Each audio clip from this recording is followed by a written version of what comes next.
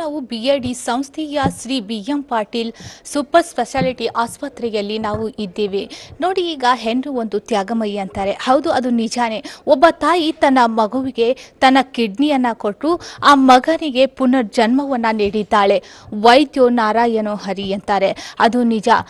ವೈದ್ಯರನ್ನ ದೇವರಿಗೆ ಹೋಲಿಸುತ್ತಾರೆ. ಅದು ಎಷ್ಟರ ಮಟ್ಟಿಗೆ ನಿಜ ಅಂದ್ರೆ BID ಸಂಸ್ಥೆಯ ವೈದ್ಯರು ಅದನ್ನ ಇವತ್ತು ಪ್ರೂವ್ ಮಾಡಿದ್ದಾರೆ. ಹೇಗೆ ಗೊತ್ತಾ?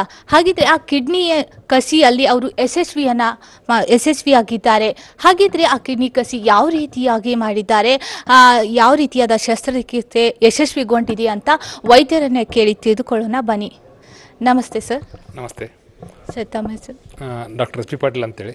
ನಾನು BID ಸೂಪರ್ ಸ್ಪೆಷಾಲಿಟಿ ಯೂರಾಲಜಿ ವಿಭಾಗದ ಮುಖ್ಯಸ್ಥನಾಗಿ ಕೆಲಸ ಮಾಡ್ತಾ ಇದ್ದೇನೆ. ಸರ್, ಇವಾಗ ತಾಯಿ ತನ್ನ ಮಗನಿಗೆ ಕಿಡ್ನಿಯನ್ನು ಕೊಟ್ಟು ನೀವು ಅದನ್ನು ಯಶಸ್ವಿಯಾಗಿ ಗೊಳಿಸಿದ್ದೀರಾ. ಆ ಕಿಡ್ನಿ ಕೊಡೋದು ಎಷ್ಟು ಮುಖ್ಯನೋ ಹಾಗೆ ವೈದ್ಯರ ಈಗ ಸಲಹೆ ಕೂಡ ಅಷ್ಟೇ ಮುಖ್ಯವಾಗಿರುತ್ತದೆ. ಅದರಲ್ಲಿ ಯಾವ ರೀತಿಯಾಗಿ ಪ್ರಾಬ್ಲಮ್ಸ್ ಬಂತು, ಯಾವ ರೀತಿಯಾಗಿ ಆ ಶಸ್ತ್ರಚಿಕಿತ್ಸೆಯನ್ನು ಯಶಸ್ವಿಯಾಗಿ ಮಾಡಿದ್ದೀರಾ ಸರ್? ಈಗ ಕಿಡ್ನಿ ಫೇಲ್ ಆದ ನಂತರ ಮೋಸ್ಟ್ ಇಂಪಾರ್ಟೆಂಟ್ ನಮಗೆ ಆಗೋದು ಅಂದರೆ ಮ್ಯಾಚ್ ಆಗ್ಬೇಕು ಕಿಡ್ನಿ. ಅವರು ಫಾರ್ಚುನೇಟ್ಲಿ ನಮ್ಮಲ್ಲಿ ಈ ರೋಗಿಗೆ ಅವ್ರ ತಾಯಿ ಕೊಡ್ತಾ ಇರೋದಕ್ಕಿಂತ ಕಿಡ್ನಿ ಮ್ಯಾಚ್ ಆಯಿತು. ನಾನು ಎಲ್ಲ ಟೆಸ್ಟ್ಗಳು ಮಾಡಿದ ನಂತರ ಆ ರೋಗಿನ ಭಾಳಷ್ಟು ತಯಾರಿ ಮಾಡಿ ಆಮೇಲೆ ಆಪ್ರೇಷನ್ ಮಾಡಿದ್ದೀವಿ. ಆಪ್ರೇಷನ್ ಮಾಡಿ 1.5 ತಿಂಗಳಾಯಿತು.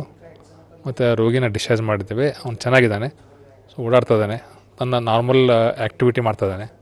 ಸೊ ಅವರಿಗೊಂದು ಪುನರ್ಜನ್ಮ ಕೊಟ್ಟಂಗೆ ಅಂತ ಸಂತೋಷ ನಮಗಿದೆ. 17 ವರ್ಷದ ಹುಡುಗ, ಅವನಿಗೆ ಕಿಡ್ನಿ ಫೇಲ್ ಆದ ನಂತರ ಬೇರೆ ಏನು ದಾರಿನೇ ಇರಲಿಲ್ಲ ಅವ್ರಿಗೆ. ಸೊ ಅದಕ್ಕಾಗಿ ಒಬ್ಬ 17 ವರ್ಷದ ಹುಡುಗನಿಗೆ ಒಂದು ಪುನರ್ಜೀವನ ಕೊಟ್ಟದ್ದು ನಮಗೆ ಸಂತೋಷ ಆಗಿದೆ. ಮತ್ತು ಈ ಆಪ್ರೇಷನ್ನ ಆದಷ್ಟು ನಾವು ಕಡಿಮೆ ವೆಚ್ಚದಲ್ಲಿ ಮಾಡುವಂಥ ಪ್ರಯತ್ನ ಮಾಡಿ ಒಬ್ಬ ಬಡ ರೋಗಿಗೆ ನಾವು ಹೆಲ್ಪ್ ಮಾಡಿದಂಗೆ ಆಗಿದೆ. ಅದರದ್ದು ನಮ್ಗೆ ಸಂತೋಷ ಇದೆ. ಸರ್, ಈಗ ಹಲವಾರು ಶಸ್ತ್ರಚಿಕಿತ್ಸೆಗಳು ಇಲ್ಲಿ ಲಭ್ಯವಿದೆ ಅಂತ ನಾವು ಕೇಳ್ಪಟ್ವಿ. ಹಾಗಿದ್ರೆ ಅವು ಯಾವ್ಯಾವ ಶಸ್ತ್ರಚಿಕಿತ್ಸೆಗಳು ಇಲ್ಲಿ ಲಭ್ಯವಿದೆ? ಯೂರಾಲಜಿ ಕಿಡ್ನಿಗೆ ಸಂಬಂಧಪಟ್ಟಂಥ ನೀವು ವಿಷಯಕ್ಕೆ ಬಂದರೆ, ನಾವು ಈಗ ಜಗತ್ತಿನಲ್ಲಿ ಯಾವ್ಯಾವ ಅಂಥ ಫೆಸಿಲಿಟಿ ಬೇಕಾಗಿದೆ ಅವೆಲ್ಲ ನಮ್ಮ ಹತ್ರ ಇದ್ದಾವೆ. ರೋಬೋಟ್ ಒಂದು ಬಿಟ್ಟರೆ ನಾವೆಲ್ಲ ಕಿಡ್ನಿ ಟ್ರಾನ್ಸ್ಪ್ಲಾಂಟ್ ಮಾಡೋದಾಯಿತು, ಕ್ಲಿಷ್ಟಕರವಾದ ಆಪ್ರೇಷನ್ಗಳು ಮಾಡೋದಾಯಿತು, ಮತ್ತು ಎಂಡೋಸ್ಕೋಪಿಕ್ ಆಪ್ರೇಷನ್ ಮಾಡೋದಾಯಿತು, ಅವೆಲ್ಲ ಯೂರಾಲಜಿ ಡಿಪಾರ್ಟ್ಮೆಂಟಲ್ಲಿದ್ದಾವೆ. ಮತ್ತು ನಾವು ಕಾರ್ಡಿಯಾಕ್ ಸರ್ಜರಿನೂ ಮಾಡ್ತಾಯಿದ್ದೀವಿ, open cardiac surgery, heart surgeries, ಆಮೇಲೆ ಬೇರೆ ಥರದ್ದೆಲ್ಲ ನ್ಯೂರೋ ಸರ್ಜರಿ, ಆಮೇಲೆ ಚಿಕ್ಕ ಮಕ್ಕಳ ಆಪ್ರೇಷನ್ನು, ಸೊ ICU, ಈ ಥರ ಎಲ್ಲ ರೋಗಿಗಳಿಗೆ ಏನು ಬೇಕಂತ ಎಲ್ಲ ಅತ್ಯಾಧುನಿಕ ಸೇವೆಗಳುಳ್ಳಂಥ ಒಂದು ಆಸ್ಪತ್ರೆ ನಮ್ಮದಾಗಿದೆ. ಇದರಲ್ಲಿ ಎಲ್ಲ ಥರದ ರೋಗಿಗಳಿಗೆ ಚಿಕಿತ್ಸೆ ದೊರೆತಾ ಇದೆ. ಈಗ ಬಡ ಜನರು ಇದನ್ನು ಯಾವ ರೀತಿಯಾಗಿ ಸದುಪಯೋಗ ಪಡಿಸ್ಕೊಳ್ಬೇಕು? ಏನಾದರೂ ಸ್ಕೀಮ್ಗಳಿವೆಯಾ ಗೌರ್ಮೆಂಟಿಂದ ಇದಕ್ಕೆ? ಈಗ ಗೌರ್ಮೆಂಟು ಟ್ರಾನ್ಸ್ಪ್ಲಾಂಟ್ ಮಾಡಬೇಕಾದ್ರೆ ನಮ್ಮಲ್ಲಿ ಎಲ್ಲ ರೋಗಿಗಳಿಗೆ ABRK ಅಂದರೆ ಇದು ಗೌರ್ಮೆಂಟ್ ಸ್ಕೀಮ್ ಹತ್ರ ಮಾಡುವಂಥ ವ್ಯವಸ್ಥೆ ಇದೆ. ಟ್ರಾನ್ಸ್ಪ್ಲಾಂಟಿಗೆ ನಾವು ಇನ್ನೂ ಅದನ್ನು ಅಪ್ಲೈ ಮಾಡಿದ್ದೀವಿ.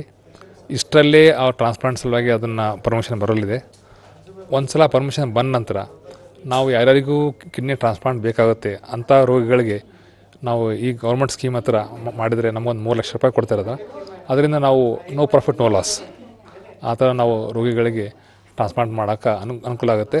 ಮತ್ತು ಈ ಭಾಗದ ಜನರಿಗೆ ಅದು ಭಾಳ ಉಪಯೋಗ ಆಗುತ್ತೆ ಅಂತ ಹೇಳಲು ಇಷ್ಟಪಡ್ತೀನಿ. ಧನ್ಯವಾದಗಳು ಸರ್. ವೀಕ್ಷಕರೇ, ನೋಡಿದ್ರಲ್ಲ, ಇಷ್ಟೆಲ್ಲ ಮಾಹಿತಿಗಳನ್ನು ತಿಳಿದುಕೊಂಡ್ವಿ. ಈ ಆಸ್ಪತ್ರೆಯಲ್ಲಿ ಹಲವಾರು ಶಸ್ತ್ರಚಿಕಿತ್ಸೆಗಳ ಲಭ್ಯವಿದೆ. ಈ ಜನರು, ಬಡ ಜನರು ಆಗಲಿ ಯಾರೇ ಆಗಲಿ ಈ ಸದುಪಯೋಗವನ್ನು ಪಡೆದುಕೊಳ್ಳಬೇಕು. ನಾವು ಈಗಾಗಲೇ ಮತ್ತು ಬೆಂಗಳೂರಲ್ಲೇ ಆಗಲಿ ಮತ್ತು ಮೀರಜ್, ಸಾಂಗ್ಲಿ ಇಂಥಲ್ಲೆಲ್ಲ ಹೋಗ್ತಾ ಇದ್ದೀವಿ. ನಮ್ಮ ವಿಜಯಪುರದಲ್ಲೇ ಇಷ್ಟೆಲ್ಲ ಸ್ಪೆಷಾಲಿಟಿ ಡಾಕ್ಟರ್ಗಳಿದ್ರೂ ಕೂಡ ಇದನ್ನು ನಾವು ಸದುಪಯೋಗ ಪಡೆದುಕೊಂಡಿಲ್ಲ. ಕೂಡಲೇ ಜನರು ಆದಷ್ಟು ಬೇಗನೆ ಇದರ ಸದುಪಯೋಗ ಪಡೆದುಕೊಳ್ಳಿ. Camera person Prashant, Archana, iNews Vijayapura.